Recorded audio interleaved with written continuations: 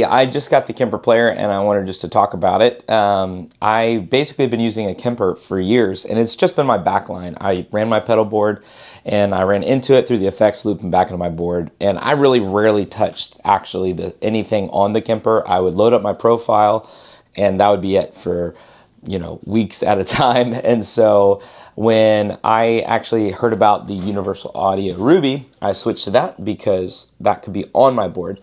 And I really was hoping that Kemper would be able to have something like, and now that they do, the Ruby's off and the Kemper player is on the board. It takes all of my amps and stuff that I had on there and just puts it on my board. So anyways, I'll show you how I have everything running. Right here is the Kemper player. You can tell it's actually, they said it's about the size of, it'll take 2 pedals, and it's a little bit bigger than that, but it still fits fine. It's snug on the board and it is good.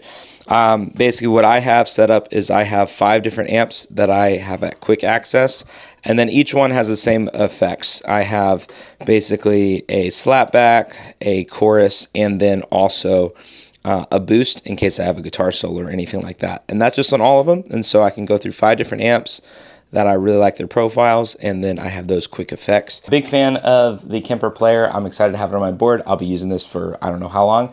Only 2 negatives, and that is, one is that the rig manager is still kind of annoying. I had an issue where when I would load in a profile from previous use on Kemper, the effect slots weren't lining up. Now that might not matter for some people, but when you assign a foot switch to actually be onto a particular effect. So for example, effect slot 4, I found that sometimes effect slot 4 was actually mapped to the second effect, and I didn't really know how to fix that. Again, I'm not an expert, but it's frustrating for me, and maybe they'll fix that in future updates.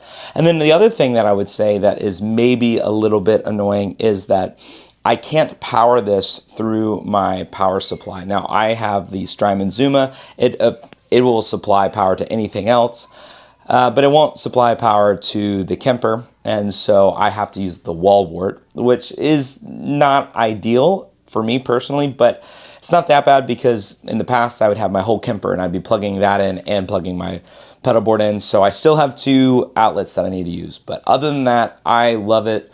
It's great. Again, I'm excited to see how I use this in the future, but this is what I've got for now, and I'm pretty excited.